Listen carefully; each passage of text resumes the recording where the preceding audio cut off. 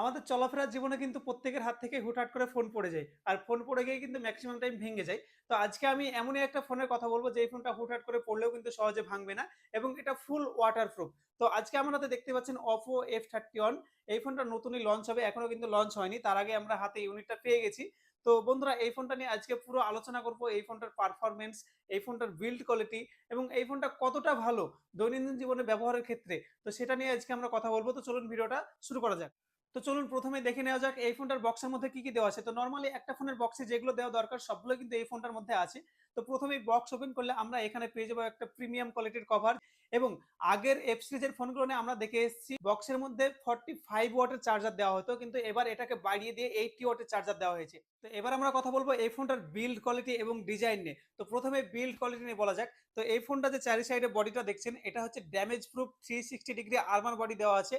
এই কারণে কিন্তু ফোনটা যদি আমাদের হাত থেকে হুটহাট করে পড়েও যায় সহজে কিন্তু এটা ভাঙবে না। শুধু যে এই ফোনটা পড়লেই ভাঙবে না সেটা নয়, এটা কিন্তু অলরাউন্ড ওয়াটার প্রুফ ফোন।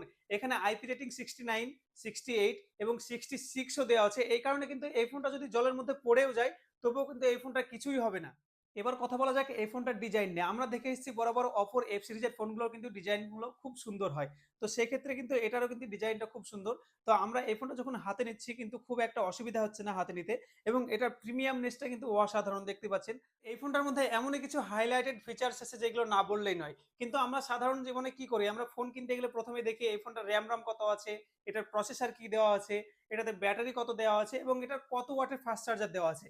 তবে এখানে কিন্তু আমরা প্রথমেই বলেছি 80 ওয়াটের ফাস্ট চার্জার দেওয়া হয়েছে। এটা কিন্তু একটু ইনক্রিজ করেছে আগের এফ সিরিজের তুলনায় এবং আগের এফ সিরিজের মডেলগুলোর তুলনায় কিন্তু এখানে ব্যাটারি পাওয়ারও বেশি দেওয়া হয়েছে। তো এই ফোনটা 7000 এমএএইচ এর ব্যাটারি দেওয়া হয়েছে। এই 7000 এমএএইচ এর ব্যাটারি দেওয়ার কারণে কিন্তু এই ফোনটা আপনারা একবার চার্জ করলে 2 দিন পর্যন্ত ইউজ করতে পারবেন এবং এই ফোনটাতে 6 ওয়াটের রিভার্স চার্জেরও ব্যবস্থা করা আছে। মানে আপনি এই ফোনটা থেকে অন্য ফোনও চার্জ দিতে পারবেন এবং কোম্পানির তরফ থেকে বলা হয়েছে এই ফোনটার ব্যাটারি 5 বছর পর্যন্ত লং লাস্টিং করবে।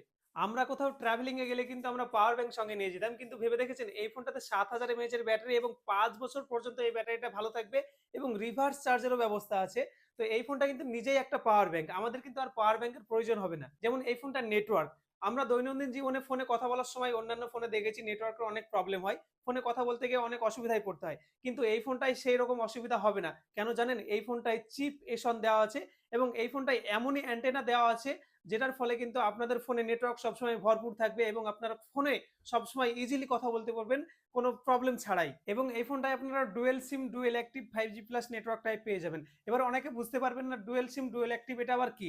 তো এই ফোনটা যদি আপনারা দুটো সিম ইউজ করেন একসঙ্গে আপনি দুটো সিমে কিন্তু কল রিসিভ করতে পারবেন এবং সোয়াইপ করে আপনি কিন্তু 1 নম্বর বা 2 নম্বর দুটোতেই কিন্তু কথা বলতে পারবেন।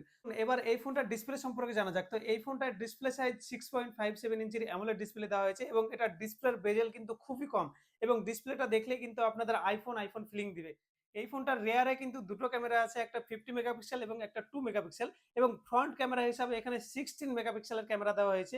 ক্যামেরা স্যাম্পল কিছু দেখতে পাচ্ছেন আপনারা। তো আমরা এই ফোনটা কিছু ফটো এবং ভিডিও শুট করে দেখেছি।